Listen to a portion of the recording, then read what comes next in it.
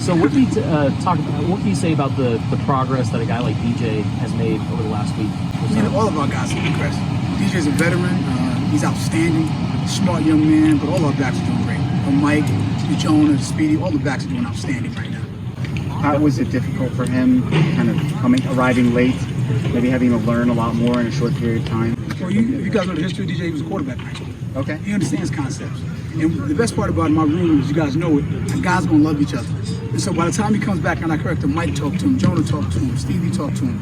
So we're able to do that thing together. Because the way I teach in my room, when we're strong together. We're not going to be separate. When it's not my turn, I'm going to cheer. I'm going to cheer for the next team. And when I get my turn, I'm going to make a play. So DJ fit right in. I told him that when we started the recruiting process. I told him, so you're going to love my room.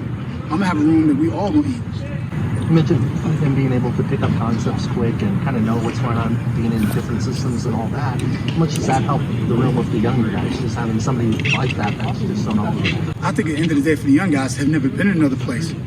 He was at 2 other places. And to come here now and see the room, that's invaluable for guys. Because usually you don't know what other teams are doing. DJ can say, this is what we did. It's different, indifferent, good, bad, or else. But I think he's enjoying himself, but you could ask him that.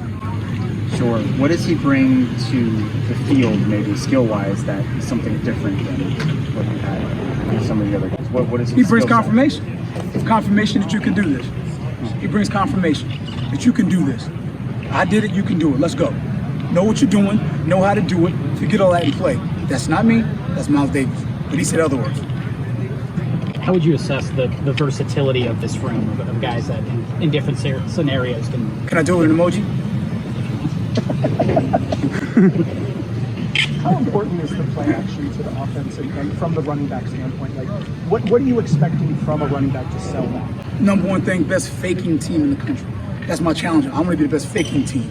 If you look at the systems that run the same offense, that's from the 49ers to Miami to Minnesota, the fakes are so important for the play action because you want to mirror the runs with the play action. So the runs, and you don't know. So the Mike and roll linebacker, they don't know if we're running it or if it's play action. So I've challenged them to be the best faking team in the national, in this country.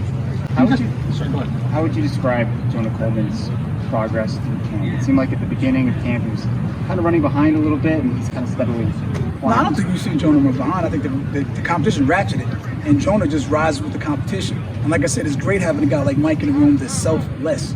You know, they're selfless, so everybody gets a turn. And when I tell my guys, be prepared, because everybody can get a turn. And when you get a turn, you got to go. So, yeah, Jonah's growing like crazy. CY, that's my man right there.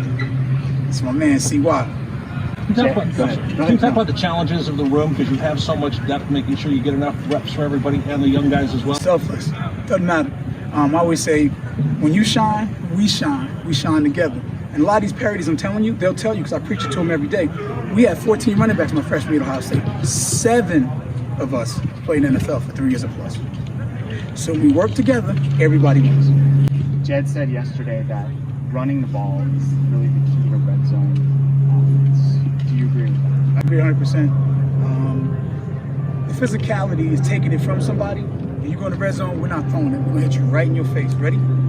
Brace yourself, because we're going to hit you. And we're going to hit you hard. From every single angle, from Speedy to Mike, to Jonah, poof, to DJ, boom. Is it harder to run in the red zone? I mean, there's not as much space. The safeties are going to be maybe closer. That's where the physicality comes in, and the speed.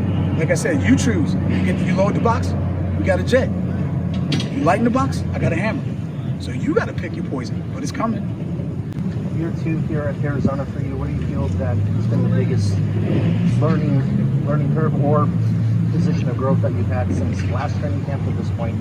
Just use yourself as a coach. Just the off season, taking time to really get myself in shape. You know, I had no idea. It was my first year coaching last year. You got to train for this like they do.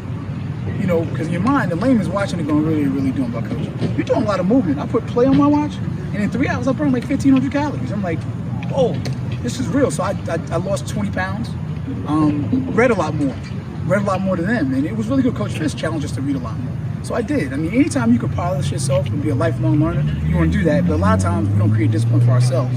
So I created discipline for myself. What do you like to read? Last book I read was probably Uncommon Man by Tony Dungy. I love reading that over and again. The 4 Agreements by Ruiz, which is amazing. The Bible, of course. I read a Bible verse every day just to make sure I get that in. And in fact, I have 2 alarms. At 9 a.m., read something and learn something, and then at 5 p.m., read something and learn something. I try to learn something new every day, just challenging myself.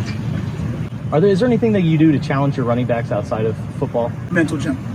The mental gym. If you ask any of them, physically, they're going to be able to do it. The mental side of it, I try to also, too, give myself, my wife has been amazing. You guys know that. You know I love my wife. But she's told me to tell them more about what I did. Because if you don't know the story, I've been cut 3 times. Cut 3 times. I played fullback in college. I didn't want to play fullback. I came here as a tailback. I was 185 pounds at 5'9". They said, well, we got a Butler by no tape. We got a Robert Smith. We got a Carlos Snow. So if you want to play, you got to play fullback. So I can teach them sacrifice now.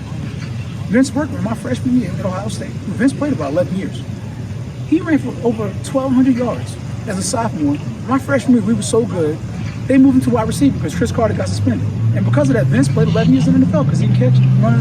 So that's why I tell my guys, if your dream's playing in the NFL, let's figure out what's going to make you get there. I didn't play a lot of running back. I was just dependable when I did.